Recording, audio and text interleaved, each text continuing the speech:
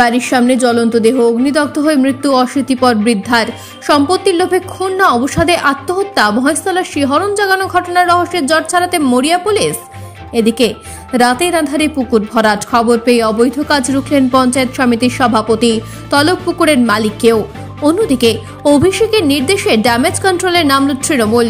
মহেশতলার 3টি ওয়ার্ডে কর্মী সভা করে ভুল শোধরাতে মরিয়া শাসক দল। নজরবন্দি চুনোপুটিরা। আসবে বিস্তারিত খবরে।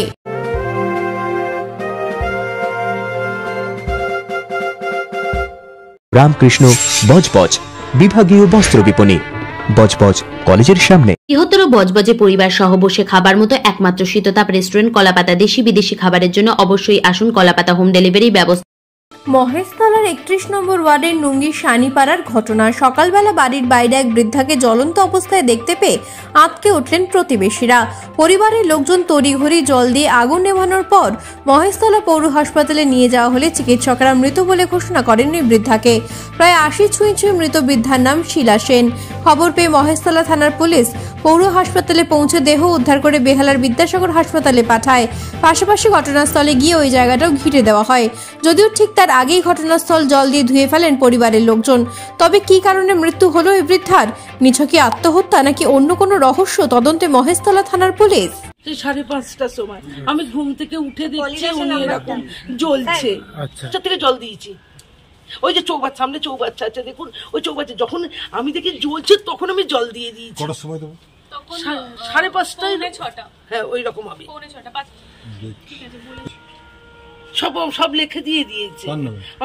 আমার স্বামীর নামে বলুন না, আমার বড় না, আমার দেওরের কারণে আগুন লাগলো। কিছু না, কিচ্ছু বুঝি না। আমি ওনাকে জিজ্ঞাসা করেছিলাম, কি দিয়েছে বলে, আমি নিজে অশান্তি না, কিচ্ছু না। রীতিমতো নজিরবিহীন পদক্ষেপ নিয়ে প্রশাসনিক সক্রিয়তায় পুকুর বোঝানো রুখলেন পঞ্চায়েত সমিতির সভাপতি। বজবজ 2 নম্বর ব্লকের নোদাখালীর বিডিও অফিসের অদূরেই স্কুল মোড়ের কাছে চলছিল বেআইনিভাবে পুকুর ভরাটের কাজ। রাতের অন্ধকারে মাটি ফেলে পুকুরটিকে ধীরে ধীরে ভরাট করা হচ্ছিল। খবর পেয়ে বজবজ 2 নম্বর পঞ্চায়েত সমিতির সভাপতি বুচার ব্যানার্জি ঘটনাস্থলে গিয়ে সেই পুকুর ভরাটের কাজ বন্ধ করলেন। পঞ্চায়েত সমিতির সভাপতির দাবি, কোনোভাবেই বেআইনিভাবে পুকুর ভরাট করতে দেওয়া যাবে না, তাই কাজ বন্ধ করে দিয়েছে প্রশাসন। ওই জমির মালিককে জমির কাগজপত্র নিয়ে বিডিও অফিসেও তলব করা হয়েছে। তার জন্যই এসছি। আমার কাছে একটা কমপ্লেন গেছে, আপনাদের মাধ্যম দিয়েই গেছে, মিডিয়াদের মাধ্যম দিয়েই গেছে খবরটা। তাই জন্য আমি আজ অলরেডি বিকাল থেকে আমি বিএলআরও ম্যাডামকে ফোন করি, আরও এসে বারণ করে দিয়ে গেছে। তারপরেও আমি রাত্রিবেলা এসেছি যাতে না পুকুরটা ভর্তি হয়।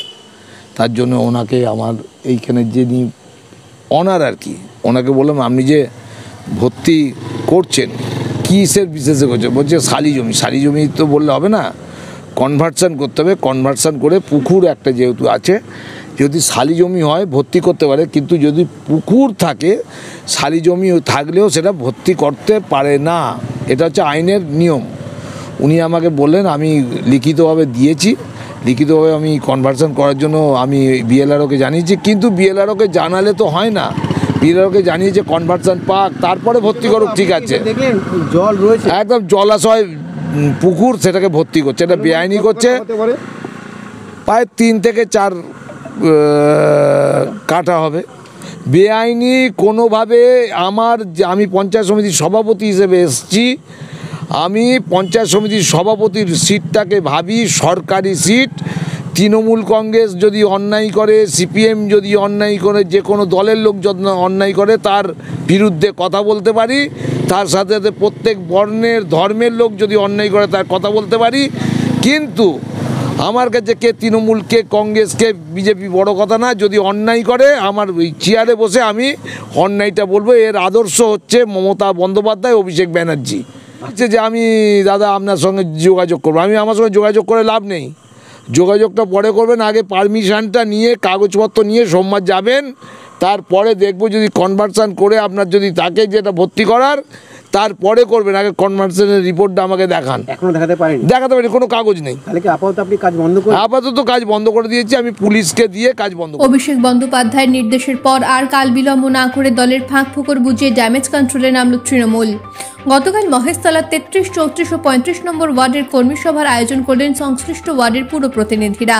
প্রচারে উন্নয়নে হাতিয়ার করে যাবতীয় খামতি পূরণ করে ভোটে পিছিয়ে থাকা বুথগুলোতে মানুষের কাছে পৌঁছানোর জন্য নেতাকর্মীদের নির্দেশ দিয়েছেন ডায়মন্ড হারবার লোকসভা কেন্দ্রের প্রার্থী অভিষেক। মহেশতলা 34 নম্বর ওয়ার্ডের পুরপিতা গোপাল সাহার উদ্যোগেই 33, 34 এবং 35 নম্বর ওয়ার্ডের কর্মীদের নিয়ে 14 নম্বর রেলগেটে সভা করা হয়। উপস্থিত ছিলেন গোপাল সাহা সহ 33 নম্বর ওয়ার্ডের পুরমাতা অলকা মাইতি, সুকান্ত বেরা, বাবুল সর্দার সহ একাধিক নেতৃত্ব। কর্মী সভায় সমর্থকদের ভিড় ছিল চোখে পড়ার মতো। প্রসঙ্গত, আগের লোকসভা নির্বাচনে 35 নম্বর ওয়ার্ডে পিছিয়ে পড়েছিল তৃণমূল। গোপালের দাবি, যদি কোনো কর্মীরা কোনো ভুল করে থাকে উপযুক্ত শাস্তি দেবে দল। শুধুমাত্র কিছু চুনোপুটি নেতার ব্যক্তিগত আখের গোছানোর জন্য পুরো দলের ভোট ব্যাংকে যেন নেতিবাচক প্রভাব না পড়ে সে ব্যাপারেও কর্মীদের সতর্ক করে দেন নেতৃত্ব। কিছু চুনোপুটি নেতা আছে, তার উপরে মানুষের রাগ আছে, যার অভাবে যার দরকার তাকে দেওয়া হয়নি, যার দরকার তাকে দেওয়া হয়নি, যার দরকার না তাকে দেওয়া হয়েছে। কেউ কারো বাজার বয়ে সরকারি পরিষেবা পুরোপুরি পেয়েছে, কিন্তু যার দরকার সে কিন্তু সেই পরিষেবা পায়নি। আমি কথা দিচ্ছি আপনাদেরকে, যেই পরিষেবা ভোট পড়ে আমি সবার বাড়িতে বাড়িতে পৌঁছে দেব, কারণ এটা আমার নির্দেশ নয়, এটা আমার সাংসদের নির্দেশ। আমার দায়বদ্ধতা যে আপনাদেরকে সবকিছু পৌঁছে দেওয়া এবং আপনাদের ওয়ার্ডকে সাজিয়ে তুলে দেওয়ার।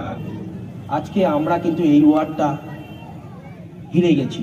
2019-এ আমরা হেরে গেছি।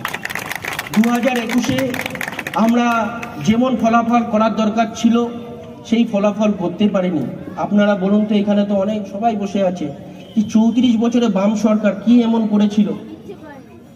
35 নম্বর ওয়ার্ডে আমি যখন হাঁটছি, কিছু কিছু জায়গায় এমন অবস্থা আমি দেখছি, সেগুলো দেখে না আমার খুব খারাপ লাগছে। চিত্রিগঞ্জ বাজারের সামনে পুকুরের যে পচা গন্ধ, সেই বাড়ির লোকগুলো আমি ভাবতাম কি করে থাকে। সমস্যা আছে, আমাদের সমস্যাগুলোকে দূর করতে হবে।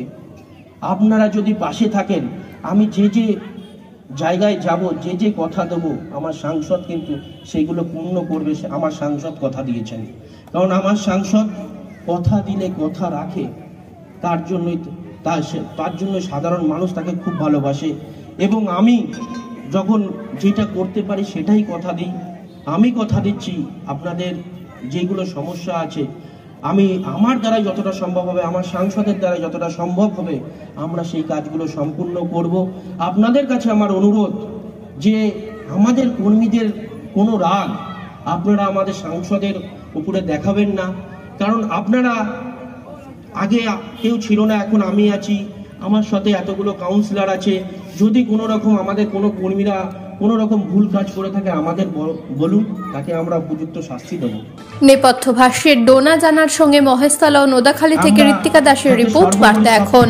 রামকৃষ্ণ বজবজ বিভাগীয় বস্ত্র বিপণী, বজবজ কলেজের সামনে। বৃহত্তর বজবজে পরিবার সহ বসে খাবার মতো একমাত্র শীততাপ রেস্টুরেন্ট কলাপাতা। দেশি বিদেশি খাবারের জন্য অবশ্যই আসুন। কলাপাতা হোম ডেলিভারি ব্যবস্থা আছে।